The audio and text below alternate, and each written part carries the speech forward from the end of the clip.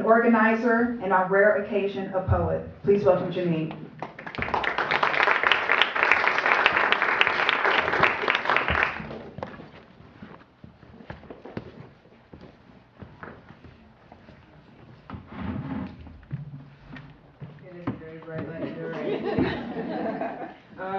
What's up, y'all? How you feeling? I want to say thanks to the organizers for A, inviting me, and B, taking a moment of silence for the people in Gaza right now. State-sponsored violence is why we're here, against our people, all oppressed people, and the regular dehumanization of our people, right? In Gaza right now, all you hear is like 840 dead, 860 dead. You don't hear the last names of the entire families that have been wiped off the planet Earth. And similar with the prison industrial complex. You get a number and you're no longer human. Black folks in this country are not seen as human, right? And so I appreciate being able to stand in solidarity today with Marissa Alexander. So I also had a very difficult time choosing a piece, but as I was listening, I wrote a poem following my first and last visit to Palestine that happened about 3 years ago, where I got to meet, I was there during Nakba Day. Nakba Day is the anniversary of the invasion of Palestine.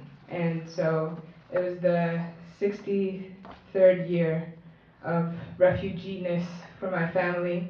And I was the first one to be able to go back since my grandparents were exiled. And I got to meet with a woman who, her son went out to protest on Nakba Day. He was 16 and he was shot by a settler in Jerusalem who did not get arrested, nothing happened to him, but he was shot and killed. And I went to have coffee with her and she talked about him and her visions of him, and so this is for him, and his name is Milad. A eulogy. Have you ever felt helpless? Have you ever preferred the numbness, despite the fact that you are desperately aware of the cowardice you have chosen? Have you ever felt so much you begin to feel nothing?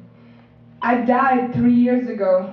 It was the last time I heard my people's voice bubble under bloodbath. I've been in limbo ever since. So I ran. To be closer to a home I've only met once. I've seen bodies drop around me, but still never felt so far from human. The reality is, what is left to say that hasn't already been said? There are enough war stories and open wounds to weave blankets of last breaths. I died 3 years ago and found solace in death. Tell me it isn't selfish to stand face to face with a martyr's bloodied clothes. He was a red-cheeked, round-faced 16-year-old boy who knew wisdom would not come with age. That we are the kind of people that mixed kerosene with our sage, and we waited for anyone with a half-lit match to set off a forest fire. Martyr's complex. There is nothing funny about choosing to die, and I have thought about dropping myself into the trenches since before I learned to tell time. Have you ever felt helpless, like being beyond 10-inch bulletproof glass, the begging of please, let me pass, and being turned away? I am not a poet. I'm not a poet.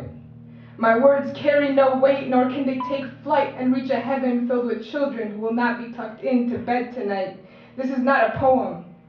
This is a guilt-ridden confession. I say I will raise my babies Arab, breastfeed them the poetry of political prisoners, and every lullaby would be a freedom song. But truth is, I may not. I may just let them live. You see, I've been dead for 3 years now. No one has seemed to notice. Either life has gone on as usual, or this is one very long funeral. I wouldn't bother writing a eulogy. I haven't found a way to weave the faces into notebook pages, and there is something about sharing a cup of coffee with a woman missing her youngest son that makes words and worlds insignificant. How do I tell her that kids like us were not meant for fairy tales, that they did not teach us of justice in class. There is just us to fend for ourselves and 66 years worth of everybody else. It doesn't seem fair. Have you ever felt like the last ambulance driver in Baghdad clutching his steering wheel, vice grip around the howling of bombs and passengers? Do you remember the screaming in the dark? I don't. I remember waking up to a world that already forgot. I sat in a pantomimed chorus conversation where everyone says everything at the same time till we all sound like the same nothing. I have felt helpless. Even more, I have felt useless. I have drowned in my own skin, tried to pull every vein out of every limb. I've clawed into the flesh of a flag which stands for nothing more than too many aged warriors' regrets. But where is this going? For me, there's only this left. Dear Milad, 1 year ago today, actually, 3 years ago today, they called you martyr as if divine birth was not your real name. I was in Palestine for the first time. They held me on the bridge for 8 hours. I imagine your mother wished to hold you with that kind of power. She told me she dreamt of you for a week, returning home draped in green silk. Your best friends carried you home in their arms, drenched in your blood. I sat with her for hours. She showed me your bedroom and the new shoes she bought you and the bullet hole in the last white t-shirt you wore. And after all this, she simply poured me a cup of coffee. You know, they say what happened in Gaza 3 years ago was our Sabra and Shatila. What's happening in Gaza right now is our Sabra and Shatila, the suffocating in your own. How can I sit and watch this? Something I figure you felt too.